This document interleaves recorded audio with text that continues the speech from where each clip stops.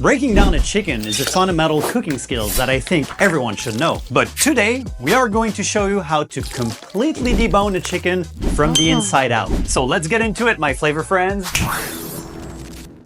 So there's a big difference between breaking down and deboning a chicken. Breaking down means cutting the chicken in all its individual parts. But deboning means that we will completely remove all the bones from the chicken, leaving you only with the delicious flesh. I first saw this technique from Master Chef Jacques Pepin, and I have been perfecting it ever since. So the first step will be to remove the wishbone. So the wishbone is located just at the top of the chicken near the wings. I like to remove some of the neck skin, which makes it easier to access. Using the tip of your knife, create small incision along the bone to create some room so you can pry it out with your fingers. Now flip that chicken! Now we will remove the wings, just make sure to leave the drummet part still attached to it. The next step will be to create an incision along the whole spine, just like so. For this part we want to use the knife to separate at the shoulder joint and at the hip joint. These are the only points which are firmly attached to the carcass. The rest we can detach by hand. First, we will slice into the shoulder joint. Don't cut too deep, just take your time to separate the ligaments that holds the shoulder in place. You should end up with something that looks like that.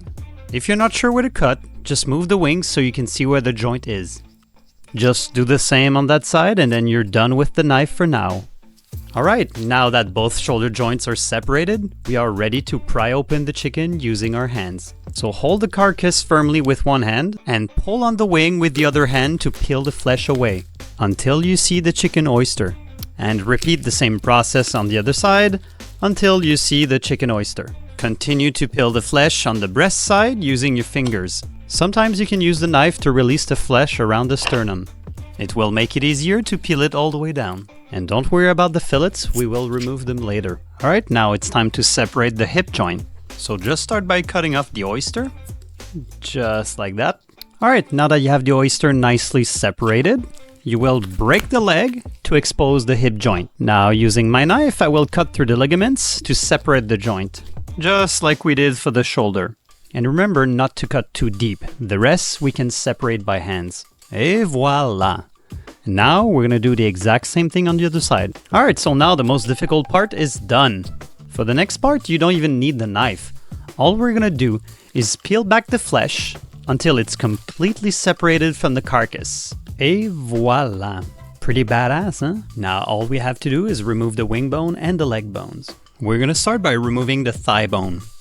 Hold on to the tip of the bone, start cutting around, and then start scraping with the knife to expose the bone.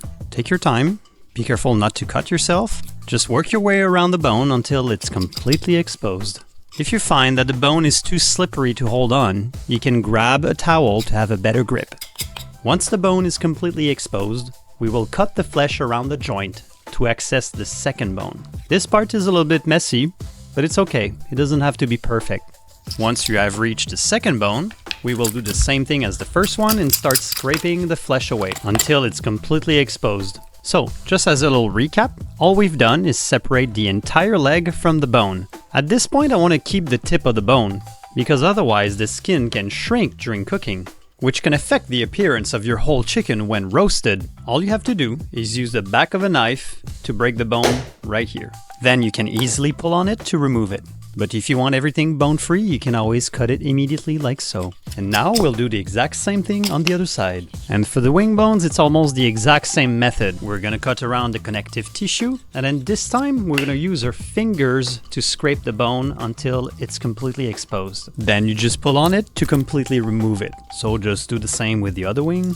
And the very last thing we have to do is remove those fillets and then you are done. Alright guys, so now that your chicken is completely deboned, there's many things that you can do with it. So the most typical recipe that we would do with this is called a poulet galantine. So the way you do it is you would add some sort of stuffing in the middle of the chicken. You can even stuff the legs if you want. And then you would just roll it back like a wallet and then tie it all together to reconstruct the chicken, just like this. And once it's cooked, it is absolutely delicious. Oh! Another great advantage with this technique is that you can season the entire flesh from the inside, ensuring that you get maximum flavor. You could also cut it in half and then Press it under a brick and do a wonderful brick pressed chicken. All right, my flavor friends, if you would like us to make a video about any of those recipes, please drop a comment in the descriptions. Until next time, peace.